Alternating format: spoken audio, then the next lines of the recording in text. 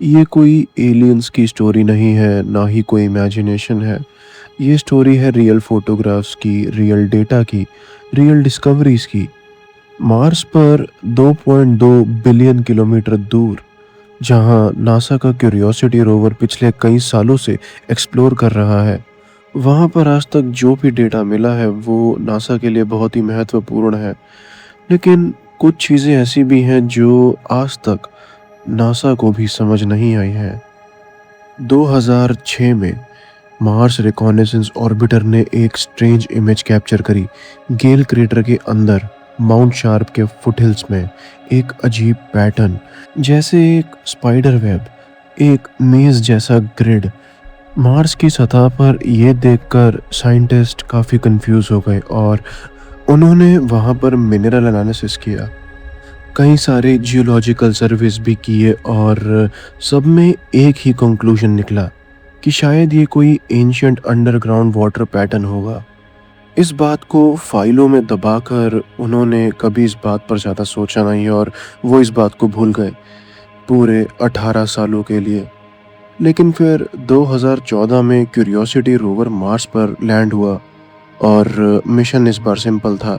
Rocks के sample collect करना और एंशियंट वाटर के साइंस ढूंढना और लाइफ के एविडेंसेस एक्सप्लोर करना। सालों तक सब कुछ नॉर्मल चलता रहा और रोवर अलग अलग एरियाज को एक्सप्लोर करता रहा। लेकिन 2024 में जब वो माउंट शार्प के ऊपर चढ़ते हुए उस रीजन तक पहुंचा जहां वो स्पाइडर वेब स्ट्रक्चर था, इस पल के बाद सब कुछ बदल गया। जब फर्स्ट क्लोजअप इमेजेस आई तो साइंटिस्ट के पास लिटरली बोलने के लिए एक भी शब्द नहीं था।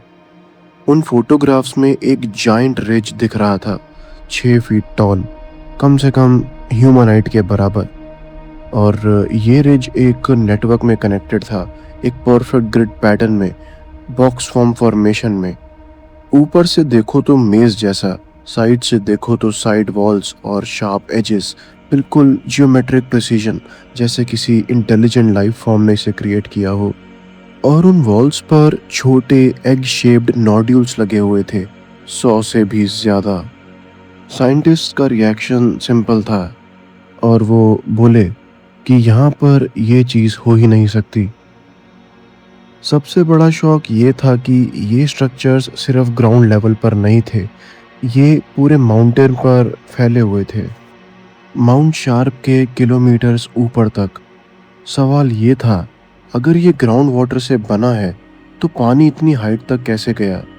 इसका मतलब ये होता है कि बिलियंस ऑफ ईयर्स पहले मार्स पर इतना ज़्यादा पानी था कि पूरे माउंटेन्स तक सोख हो जाते थे। लेकिन एग्जिस्टिंग डेटा के हिसाब से मार्स पर कभी इतना हाई अंडरग्राउंड वाटर था ही नहीं। तो सवाल ये था कि ये स्ट्रक्चर्स आखिर बने तो कैसे बने, या अगर बनाए गए तो किसने बनाए?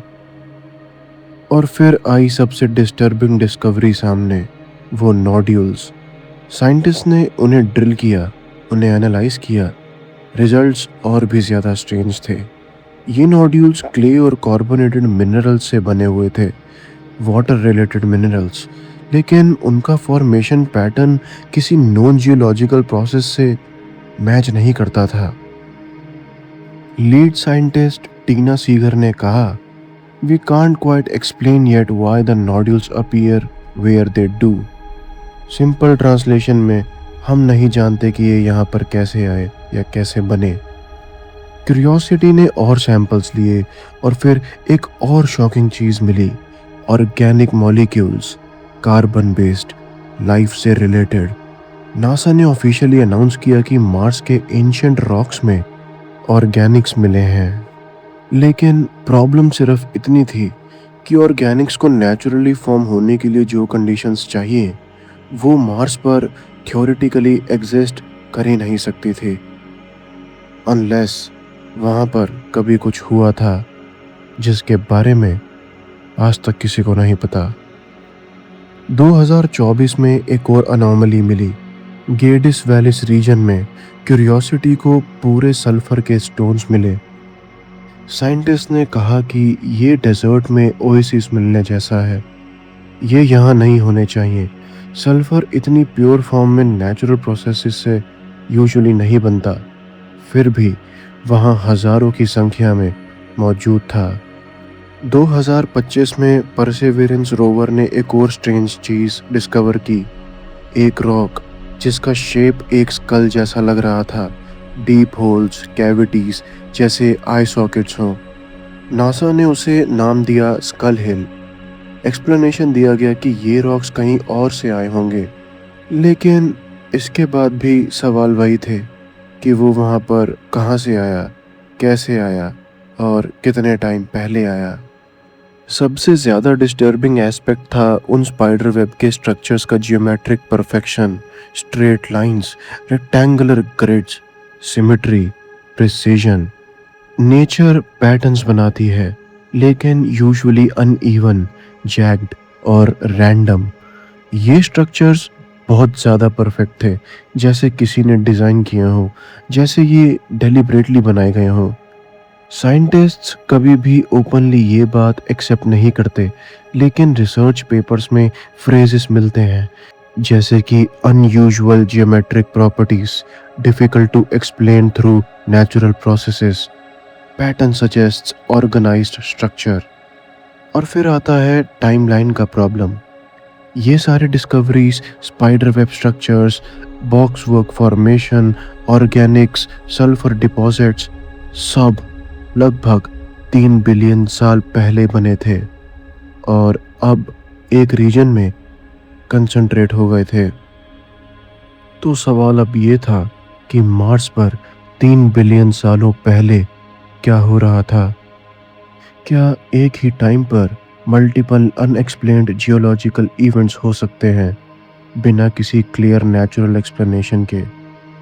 टीना सीगर ने एक और बात कही, अगर ये स्ट्रक्चर्स इतनी हाइट पर हैं तो इसका मतलब ग्राउंड वाटर लेवल्स काफ़ी हाई थे, और इसका मतलब ये भी था कि लाइफ सस्टेन करने के लिए रिक्वायर्ड वाटर मार्स पर हमारी सोच से ज़्यादा टाइम तक एग्जिस्ट करता था।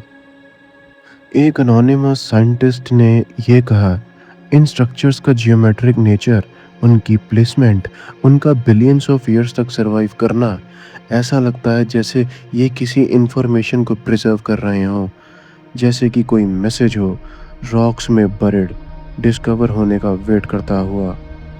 क्यूरियोसिटी रोवर अभी भी उसकी सतह को एक्सप्लोर कर रहा है, परसेवेरेंस सैंपल कलेक्ट कर रहा है और जेम्स वेब टेलीस्कोप मार्स को ऑब्जर्व कर रहा है। डेटा आता जाता रहता है, लेकिन आंसर्स कभी नहीं। हर नई डिस्कवरी और ज़्यादा सवाल खड़े कर रही है। आज भी हो सकता है मार्स पर प्री लाइफ केमिस्ट्री के एविडेंसेस हो, एंशिएंट सिविलाइजेशन के एविडेंसेस हो, या जो कुछ भी है, ये तो कोई नहीं जानता। लेकिन एक बात क्लियर है, मार्स कुछ कहने की कोशिश कर रहा है। वो स्ट्रक्चर्स, वो नोड्यूल्स, वो ऑर्गेनिक्स, वो सल्फर, वो सब रैंडम तो नहीं लगते। ये एक स्टोरी है और हम अभी भी उसका पहला चैप्टर पढ़ रहे हैं। जब आप नेक्स्ट टाइम रात को स्काई देखो और मार्स की तरफ देखो, तो याद रखना वहाँ बिलियंस ऑफ ईयर्स से कुछ ऐसा है जो वेट कर रहा है, कुछ ऐसा जिसे हम अभी तक नहीं समझ पाए हैं, और यह शायद कभी समझ भी नहीं पाएंगे, क्योंकि कुछ मिस्ट्रीज शायद सॉल्व करने के लिए होती ही नहीं हैं।